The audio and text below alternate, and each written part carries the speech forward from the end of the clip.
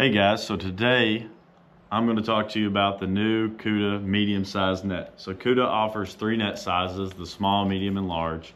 And the medium is the perfect one, in my opinion, for the bass boat. You've got a really deep net. I mean, you can see just how deep it is. It's telescopic, but the only problem with it is it will not fit in our bass boats. The handle is a little bit too long, but for those of us who like a really deep net, you know, fishing for smallmouth, they like to jump around. This is really great. So I'm going to show you how to make this net fit into a bass boat. So this is going to be our final product. All right, it's about a foot shorter, but it still functions the exact same. We've got a much shorter handle, still fully telescopic, still the same big net that you purchased, but it fits no problem in the floor or behind the seats of your boat.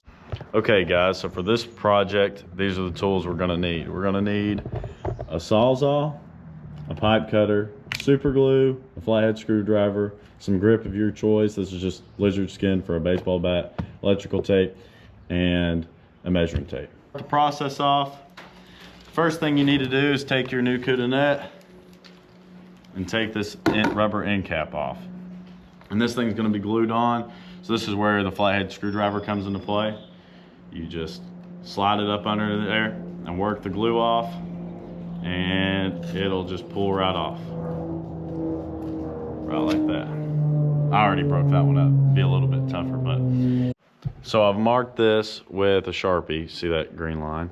You're gonna measure from the bottom right here, where my thumb's at, 28¼ inches, which puts you right below the grip on your thing, and that's where you're going to cut with the pipe cutter.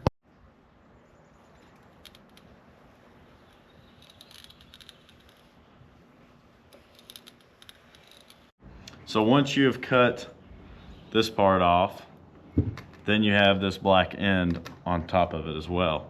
So that's when you're going to take a flathead screwdriver, and it's got these grooves, so you just kind of slide it up in there, and it could be on pretty good.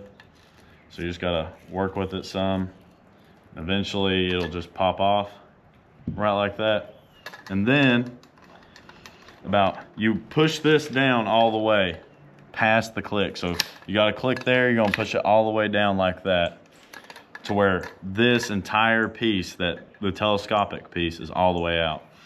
And then about 1/2 inch above the big side, you're going to draw a line, and that's where you're going to cut it with the sawzall.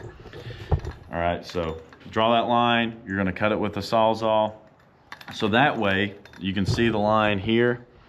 So whenever you close it and you actually lock it out, it's covered up, and you're gonna have a flush area for your stopper to go back on. So now that we've cut it, and you can see where we've got this lip, and that's because it's pushed all the way out, or in, like I showed you all to. So whenever you actually lock it, we've got a flush area. So now the next step would be to take your wrap, whatever grip you decide to use or don't use, and wrap this area like a baseball bat. So now that we have got our grip on, you can see where the ends come up. So now this is where our electrical tape comes into play. We're going to electrical tape the top end and the bottom end to keep it from unraveling. So now that we have, we've got it taped up, both the ends are taped up, that's good to go.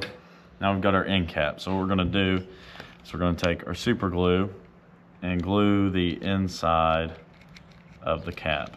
You don't have to glue a whole bunch, just enough to keep it from sliding back off. You can see where they glued it. It's got ridges that the camera can't really pick up on the inside because it's dark. That's where they glued it, so I'm just putting glue right back over top of where they put it. And then sliding it right back on. And it fits pretty good on there, but we're still gonna electrical tape that. So now, once that's taped up, this is your finished product. It's about 10½ inches shorter and a lot easier to stow, and I can show you that right here. We've got not a whole lot of room in the cockpit of this Allison with the dual console. So you put your net behind the seats like that. I'm trying to do this one-handed. and it slides right in there. No problem. We do need some straps to keep it from flying out, but it fits snug, no problem. Whenever you're fishing with it, you pull it out, lay it on top of the consoles, and you're good to go.